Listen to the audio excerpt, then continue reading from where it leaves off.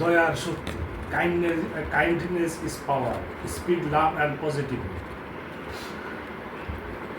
আপনাকে যদি বলা হয় কাউকে বদলে দেওয়ার সবচেয়ে শক্তিশালী উপায়ের নাম কি, টাকা, নাম না প্রতিপত্তি? না, এগুলো কোনোটাই নেই, বরং একটি সাধারণ নাম, সেটি হলো দয়ার আচরণ। শুধু অন্যকে নয়, এটি আপনাকে বদলে দিতে পারে। কি বিশ্বাস হয়? পরবর্তী 3-4 মিনিট আপনি জানবেন কিভাবে দয়া কোনো দুর্বলতা না, বরং এটা জীবনের একটা শক্তিশালী এবং বদলে দেওয়ার মতো অভ্যাস।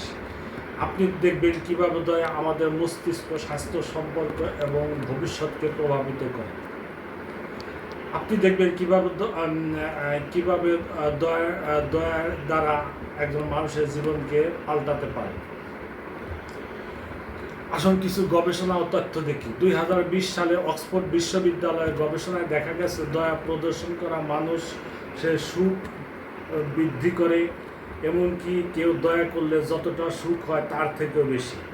স্নায়ুবিজ্ঞানীরা প্রমাণ করেছেন দয়া করলে আমাদের মস্তিষ্কে সেরোটোনিন, অক্সিটোসিন এবং ডোপামিন নামক হরমোন নিঃসৃত হয়, যা আমাদের মুড ভালো রাখে। হার্ভার্ড বিজনেস রিভিউ জানায় যারা সহানুভূতি ও দয়ালু নেতৃত্ব দেয় তাদের টিম পারফরম্যান্স ও আনুগত্য অনেক বেশি। এসব বলেছে কোনো দয়ার কাজ যত ছোটই হোক না কেন কখনোই বৃথা যায় না। বিশ্ববিখ্যাত বক্তা রবিন শর্মা বলেছেন দয়া কোনো দুর্বলতা নয়, দয়া হলো নিয়ন্ত্রিত শক্তি।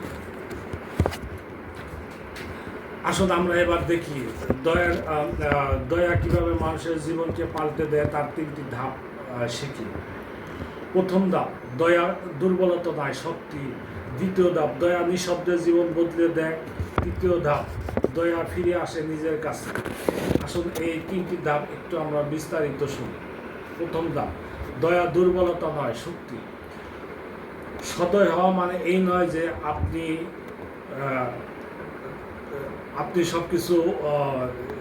সবকিছু বুঝে নেবেন, সবকিছু ক্ষমা করবেন। এর মানে আপনি তীব্র আবেগ ও রাগের জায়গা থেকে নয়, সচেতনতা থেকে সাড়া দেন।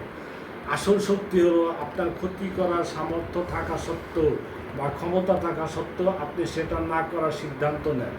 যারা সত্যিকারের শক্তিশালী তারাই দয়া দেখাতে পারে, কারণ তারা জানে রাগ দিয়ে নয়, দয়া দিয়ে জীবন দেওয়া অনেক বেশি সাহসে, দয়া দিয়ে জবাব দেওয়া অনেক বেশি সাহসে।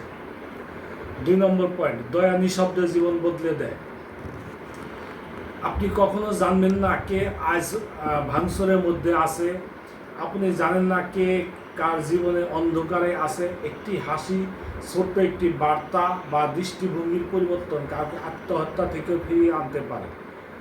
অতএব দয়া নিঃশব্দে একজন মানুষের বা অনেক মানুষের জীবনকে টোটালি বদলে দিতে পারে। 3 নম্বর পয়েন্ট, দয়া ফিরে আসে নিজের কাছে। আপনি যেমন ভালোবাসা, সহানুভূতি ছড়ান, ঠিক তেমনি আপনার জীবনে সেটা ফিরিয়ে আসে। দয়ালু মানুষ বেশি সহযোগিতা পান, গভীর সম্পর্ক গড়ে তোলে। আপনি যে শক্তি দেন সেটাই আপনার কাছে ফিরে আসে। আপনি যতটুকু ভালোবাসা, সহানুভূতি ছড়াবেন সমাজে এবং মানুষের, তা আপনার কাছে অটোমেটিক ফিরে আসবে। দয়ালু মানুষরা বিপদে সহযোগিতা পান বেশি। তাই আজকের চ্যালেঞ্জ, আগ্রাসীভাবে সদয় হন, কারো খোঁজ নিন, বিনামূল্যে সাহায্য সহযোগিতা করুন, কারো প্রশংসা করুন, কারো অন্ধকার দিনে আপনি হন একটুখানি আশার আলো।